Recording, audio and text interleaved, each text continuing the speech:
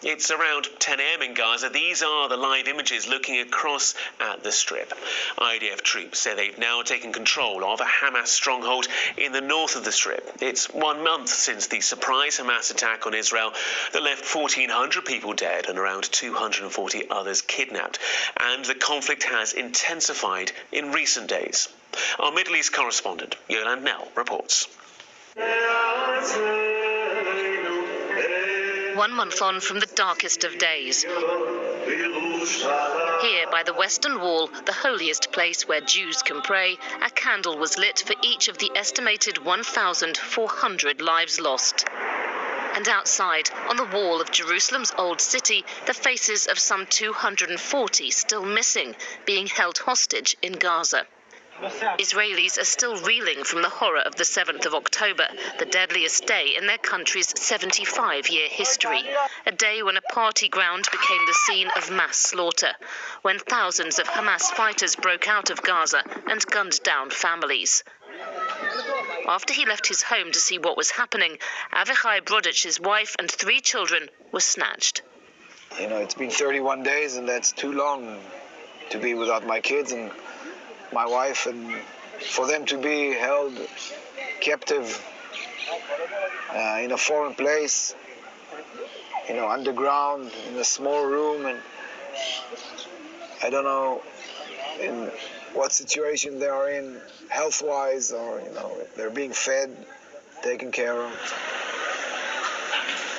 And for 4 weeks, ordinary people in Gaza have been paying a heavy price, with Israel besieging the small coastal strip and pounding it with airstrikes, determined to eradicate Hamas, which is in control here. The UN calls it inhuman collective suffering.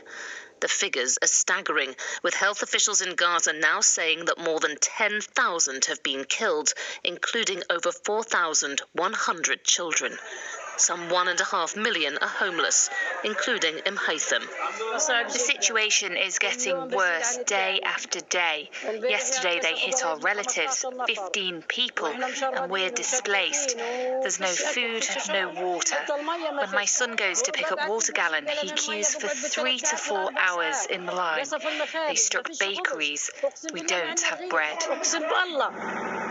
As Israeli ground forces advance inside Gaza, the Prime Minister is resisting international calls for a ceasefire and has been giving the first clue about what might happen here after the war. I think Israel will, for an indefinite period, will have the overall security responsibility, because we've seen what happens when we don't have it. When we don't have that security responsibility, what we have is the eruption of Hamas terror on a scale that we couldn't imagine. But Israel's actions are being watched around the region, with growing fears of this conflict spreading. Last night, Israel says it struck targets belonging to the powerful armed group Hezbollah in Lebanon. Their cross-border fighting is already the worst in years. So much about the past month has been, and there's still no end in sight. Yolande Knell, BBC News, Jerusalem. Well, Tommaso Della Longa is a spokesperson for the International Federation of Red Cross and Red Crescent Societies. He told us more about the global efforts to put an end to the fighting. I think that it's always in front of such a great crisis, every effort is welcome. So it's difficult to say it's enough. I would say that it's very positive to see all these diplomatic efforts around the region, but also at the international level. But